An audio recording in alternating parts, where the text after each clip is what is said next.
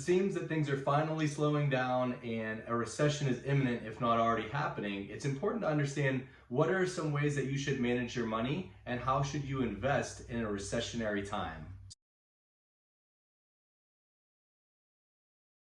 So when it comes to recession, this is a time period where people are very risk adverse. A lot of people are selling assets and a lot of people are getting into issues with debt or prior credit issues.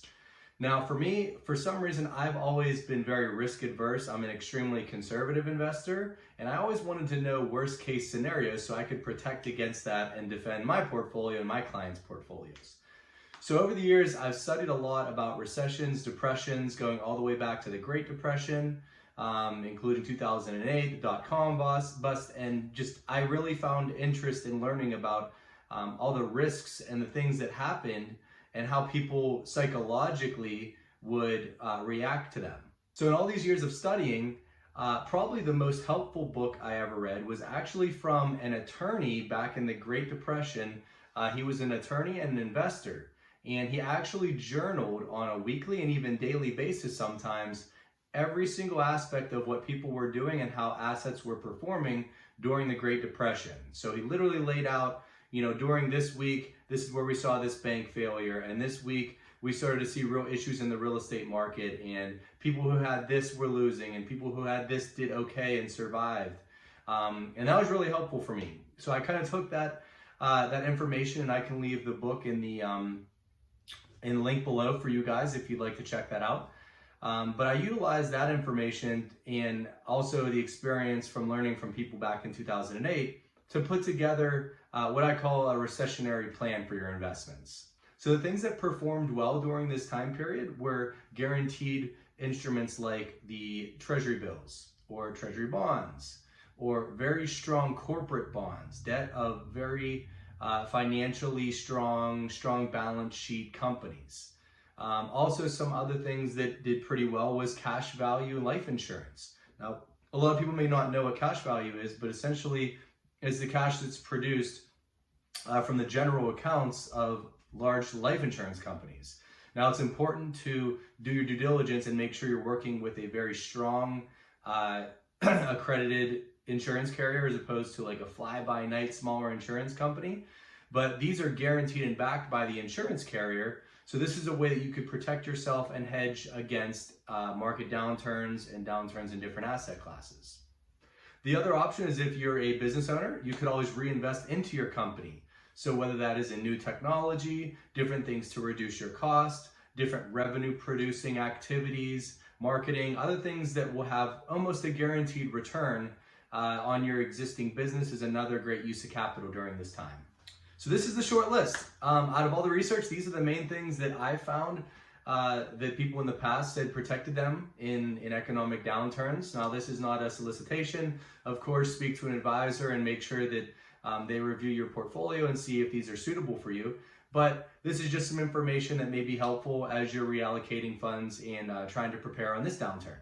The other thing that's important to consider is what was the psychology like and how did people react? Where did they start spending their money?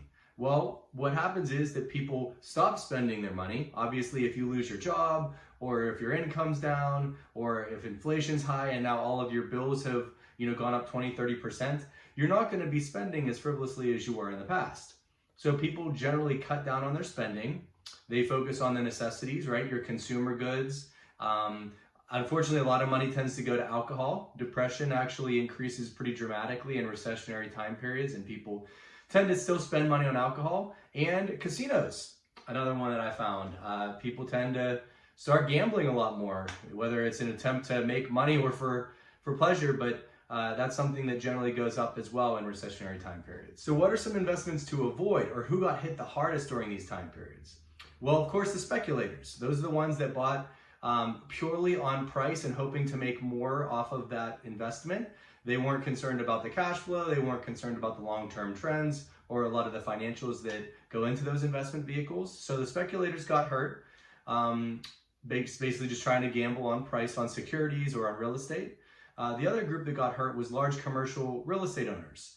And the reason being is because they're solely connected to debt.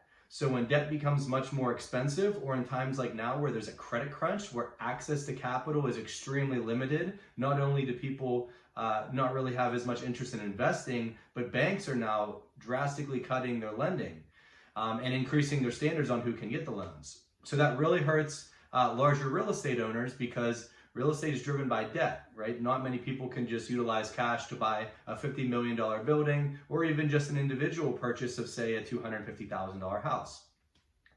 So these industries tend to get hurt the most, and we're seeing it now, especially in the commercial real estate market, where office buildings are getting absolutely slaughtered. That has a lot to do with demand as well, as people are just no longer going back to the office. But in addition to that, you're still seeing a lot of larger commercial buildings decrease in value, or just people are just giving back the keys to the bank, right? They're saying, hey, this asset's worth less than what we paid for it. You guys take over now.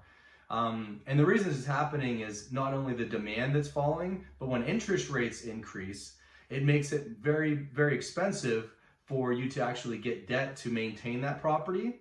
And in addition to that, people base the cap rates off of the interest, right? So if currently the debt to acquire a building is 7 or 8%, why would somebody ever pay for a 4% cap rate? That's basically guaranteeing a loss for all the headaches and issues that comes with managing real estate. So essentially the cap rates have to go up significantly higher for the demand to pull up.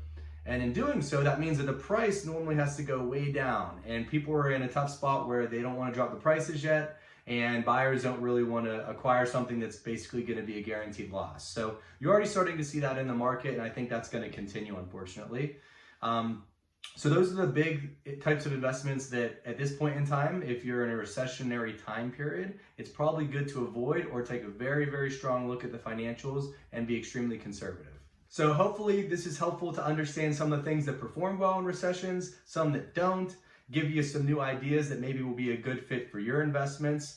I've personally been extremely conservative over the last year. I really haven't made any investments at all. I've been focused on cutting costs and ensuring that enough capital is available, and just started recently looking for new opportunities. But it's important not to jump back in too quickly, as these cycles tend to take years to actually follow through.